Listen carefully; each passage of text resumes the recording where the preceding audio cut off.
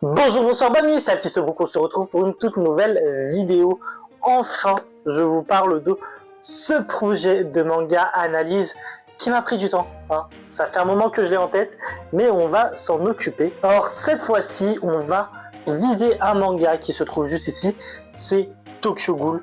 Voilà, bien sûr, parce que vous me connaissez, je ne suis pas accompagné que de son tome 1, mais je suis accompagné... Oh, c'est tombé. Mais je suis accompagné de ces 13, non 14 tomes, c'est ça? Oui, 14 volumes. Donc voilà. Alors, si je t'ai sorti ces 14 volumes, c'est parce que je les ai épluchés, case par case, page par page, pour vous parler d'une chose, des armes et de leur façon de se battre dans l'univers de Tokyo Ghoul. Voilà. Parce que ils ont une certaine façon de se battre et ça me paraissait intéressant d'en discuter. Donc globalement, de quoi on va parler sur cette vidéo, on va tout simplement commencer par une présentation rapide avec le synopsis du manga, voilà, basique. On va enchaîner ensuite, si je ne dis pas de bêtises, sur les ghouls de manière générale et leurs spécificités ainsi que leurs armes. Puis on enchaînera avec du coup leurs antagonistes, les humains, alors des humains spéciaux avec des armes spéciaux, mais bon, pas mal de choses à voir, à consulter, parce que il y a 14 tomes, il y a de quoi faire, hein. Donc on ne va pas perdre plus de temps que ça, mais avant de commencer, bien sûr, n'hésite pas à t'abonner pour rejoindre la Vongola Family, parce que vous êtes énormément à regarder les vidéos sans même vous abonner, et ça, c'est franchement dommage. N'hésite pas à partager la vidéo à un ami à toi, surtout s'il est fan de Tokyo Ghoul, on ne sait jamais. Et pour terminer, n'hésite pas à mettre en commentaire ce que tu aimes dans Tokyo Ghoul, ce qui te plaît, ce qui t'a fait maintenir dans l'œuvre, ou le contraire, ce que tu n'aimes pas dans Tokyo Ghoul, ce qui t'a fait complètement drop Tokyo Ghoul. Nous, en tout cas, on va commencer dès maintenant avec le synopsis et la présentation du manga. Bref, ça se passe tout de suite. Bon, alors, on reprend les 24 tomes, voilà, ils sont aussi. Tokyo Ghoul, c'est quoi? C'est un manga écrit par Suishida, tout simplement en 2011 dans le Young Jump, voilà. Alors, le Young Jump, qu'est-ce que c'est? C'est un magazine de prépublication au sein de la Shueisha pour les seinen. On va retrouver notamment Real ou encore Kingdom dans ce jump-là. Par contre, en France, c'est Glénat qui va le prépublier en tant que shonen. Donc la cible éditoriale française sera plus des adolescents, tandis que la cible éditoriale japonaise sera plus des jeunes adultes. On est sur un manga totalement de suspense et de fantastique, mais à titre personnel, je qualifierais plutôt Tokyo Ghoul comme une tragédie. C'est pas moi qui l'invente non plus, c'est dit totalement à la fin du tome 1. Je vous lis le passage qui parle justement de ça. Je cite: « Cependant, si on écrivait une histoire avec moi en personnage principal, cette histoire serait à coup sûr une tragédie. » Et c'est le cas. J'en ai parlé pour le bilan lecture de printemps, donc n'hésitez pas à vous abonner. Vous pourrez voir mon avis sur Tokyo Ghoul plus précisément et je vais développer pourquoi pour moi c'est une tragédie à l'état pur. Bref, Tokyo Ghoul, de quoi ça parle?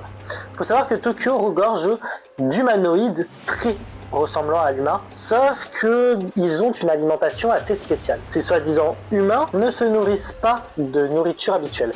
Le pain est pas bon, le saumon c'est pas ouf. À la limite, la seule nourriture qu'ils peuvent consommer comme nous, c'est le café. Vous allez me dire, comment se nourrit-il? C'est tout simplement de chair humaine. Ken Kaneki est un jeune garçon, un jeune étudiant à l'université, est un adepte des livres et de café. Ainsi, il va très régulièrement se rendre dans le café du quartier tout en lisant son livre. Il va tomber sur une fille qui lui plaît énormément. Le jeune Kaneki, hormone en action parce que ce n'est qu'un jeune étudiant, va vouloir la date. Et effectivement, il réussit à la date. Cependant, le date tourne mal. Pourquoi? Parce que tout simplement, cette jeune fille était en réalité une ghoul.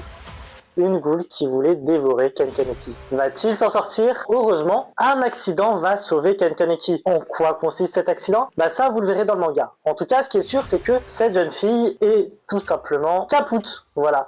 En tout cas, Ken Kaneki, lui, a absolument besoin d'une transplantation. Il va devoir changer le rein. Seul rein disponible, c'était celle de cette jeune fille. Ainsi, il verra son corps se voir modifié parce que recevoir un organe de ghoul, fait de toi une ghoul. Que va faire Kaneki et comment va-t-il faire pour s'adapter à cette nouvelle vie de ghoul? Bah encore une fois, je te conseille d'aller lire les 14 tomes de Tokyo Ghoul pour voir tout simplement son évolution en tant que ghoul.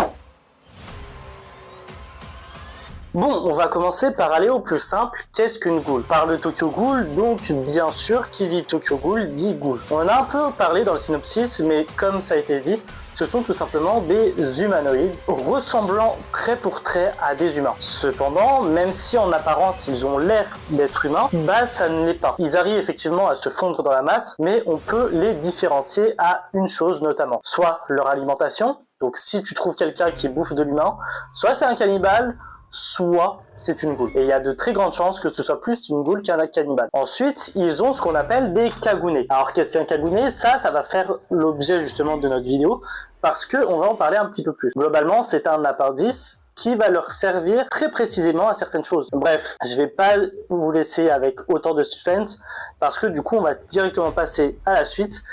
Les armes des ghouls.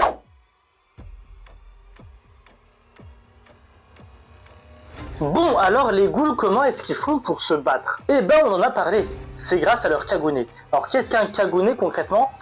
C'est tout simplement un impendice à la base, donc un organe fabriqué à partir de cellules RC, contenu dans des poches RC. Alors, qu'est-ce que c'est? J'ai pas les détails exactement sur les cellules et les poches RC, donc si vous avez des infos, n'hésitez pas à me le dire, ça m'intéresse toujours. En tout cas, l'activation de ces poches et de ces cellules RC se fait en 3 étapes. On a ainsi la liaison des cellules RC, on a la stabilisation de ces liaisons, et on termine avec la destruction de ces cellules RC. En gros, pour faire simple, ces cellules s'attachent entre eux, se stabilisent et se détachent quand on n'en a plus besoin. Et du coup, ça va former les kagune. Donc les kagune qui ont plusieurs fonctions. La première, se nourrir.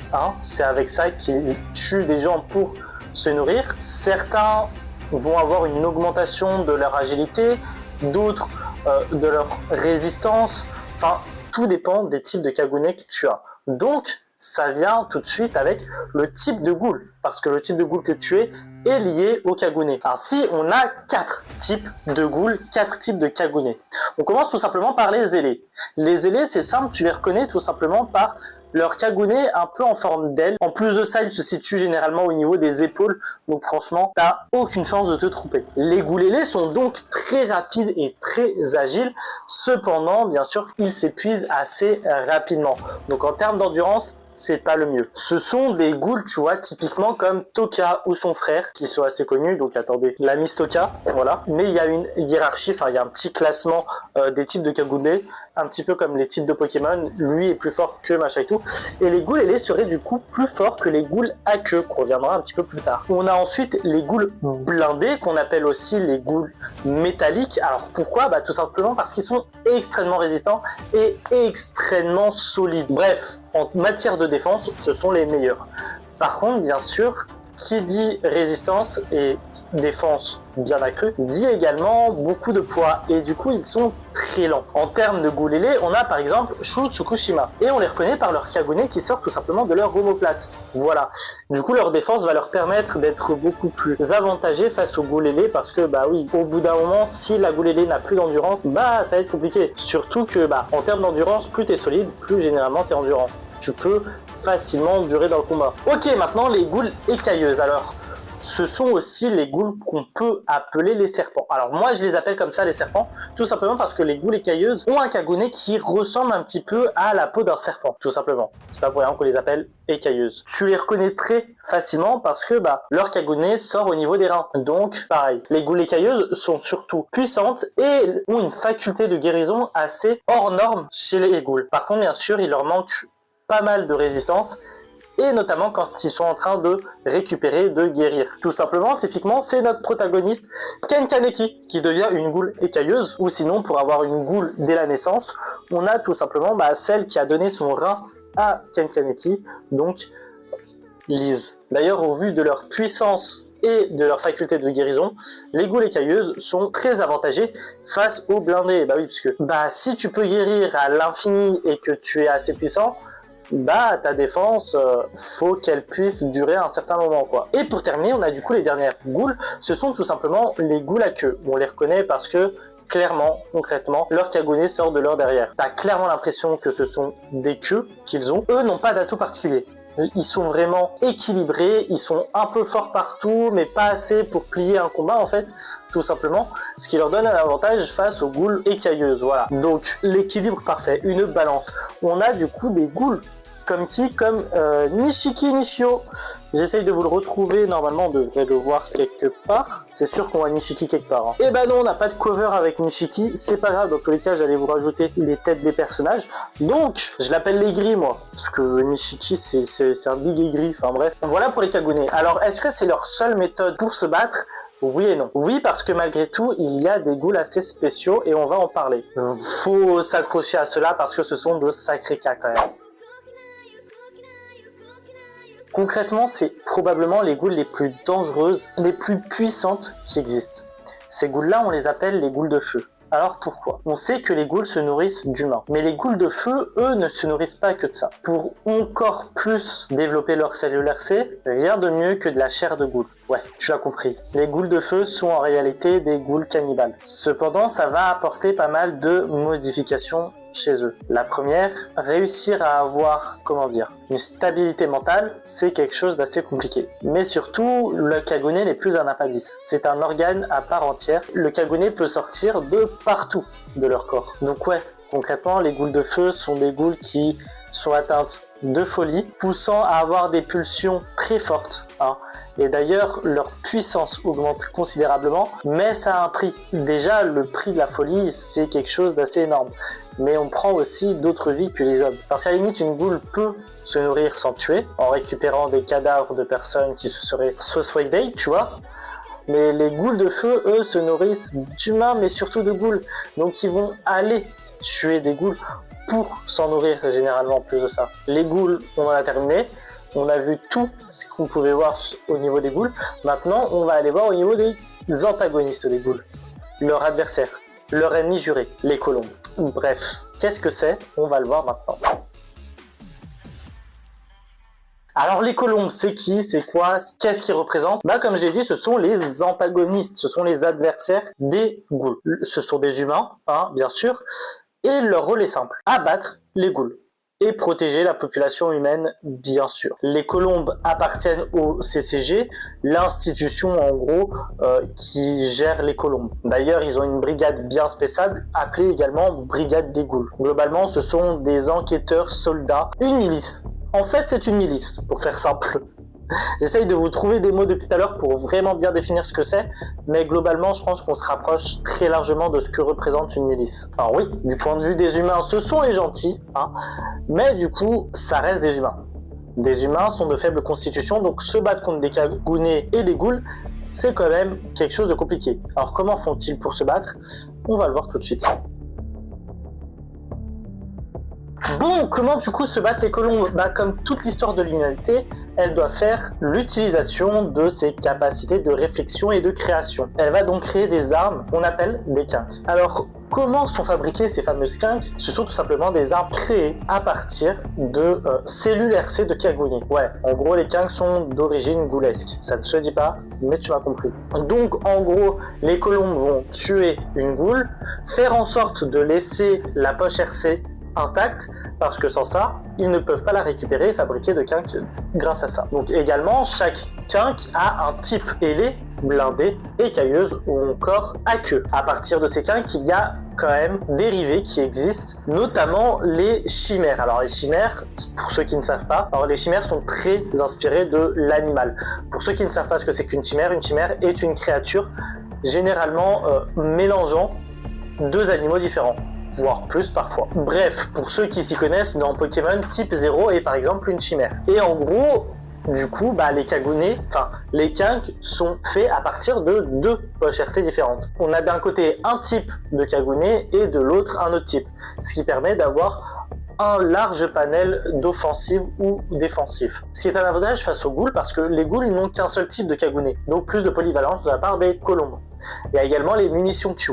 Alors les munitions Q, ce sont tout simplement des balles classiques mais recouvertes d'une légère résine de Kagune en soi qui va permettre d'abattre les cools. Concrètement, les kinks sont beaucoup plus utiles pour du combat rapproché, mais les munitions Q sont quand même très pratiques pour du combat à distance.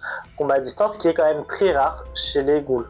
Après, il existe des kinks encore plus puissants, et ce sont clairement les kinks peut-être les plus dangereuses et les plus puissantes, parce que du coup ce sont généralement des armures et ce sont des kinks à base de ghouls de feu. On dit que ces kinks ont en plus de ça leur propre volonté, ce qui rend encore la maniabilité et le contrôle de ces kinks beaucoup plus puissante et beaucoup plus dangereuse en tout cas. Bref, voilà un petit peu pour les colombes. Il y a pas mal de choses et franchement l'humain quand il s'y met peut fabriquer vraiment des choses très ingénieuses. Dommage que ce soit dans un but d'éradication plus que de sauvetage, mais malheureusement l'homme est comme ça et on le voit très bien avec les colombes. Bon, c'est ainsi que se termine cette vidéo sur les armes et les cargonnets. Je vais voir un petit peu ce que je vais faire avec le montage. Voilà, c'est pas le type de vidéo que je fais habituellement, bien sûr. Vous allez me poser la question très certainement. Oui, on a traité que de Tokyo Ghoul et que je n'ai pas traité de Tokyo Ghoul Re. Alors tout simplement parce que je n'ai pas lu Tokyo Ghoul Re, je n'ai même pas encore les mangas. Donc Glénat, si vous me les envoyez, je ne dis pas non. Donc déjà première chose, j'ai vu l'anime, mais j'ai pas envie de m'adapter sur une adaptation. Hein, pas la même chose, et je ne sais pas si ça apporte réellement du plus. Alors, si un jour je m'achète les Tokyo Ghoul Re, on fera un épisode 2, il n'y a pas de souci. Mais en attendant, je ne les ai pas, je ne les possède pas. Est-ce que ça vaut le coup? Je ne sais pas. On a quand même le gros, la base, donc c'est franchement pas mal. Bref, en tout cas, la vidéo se termine. Je te laisse la partager, hein. Montre-la à tes potes pour savoir si ils connaissaient tout l'univers de Tokyo Ghoul et notamment comment est-ce que les gens se battent là-dedans avec plus d'indications, plus de précision, etc. N'hésite pas à me mettre dans les commentaires encore une fois ce que tu aimes dans Tokyo Ghoul, ce que tu n'aimes pas, ton type de goulet préféré, tes colombes préférés, etc., tes personnages préférés, bref, tout ce que tu veux en rapport de Tokyo Ghoul, je le lirai, j'y répondrai. Bien sûr, n'hésite pas à regarder dans la bio de la vidéo, dans la description de la vidéo, parce qu'il y a mes réseaux sociaux, il y a l'entièreté de mes réseaux sociaux, donc fonce. N'hésite pas à t'abonner pour rejoindre la Vongola Family, c'est toujours super important pour me soutenir, et active la cloche de notification, tu seras prévenu dès qu'une nouvelle vidéo sera disponible. En tout cas, nous on se retrouve dès la semaine prochaine pour une toute nouvelle vidéo Pokémon. Bref, à plus les brokistes.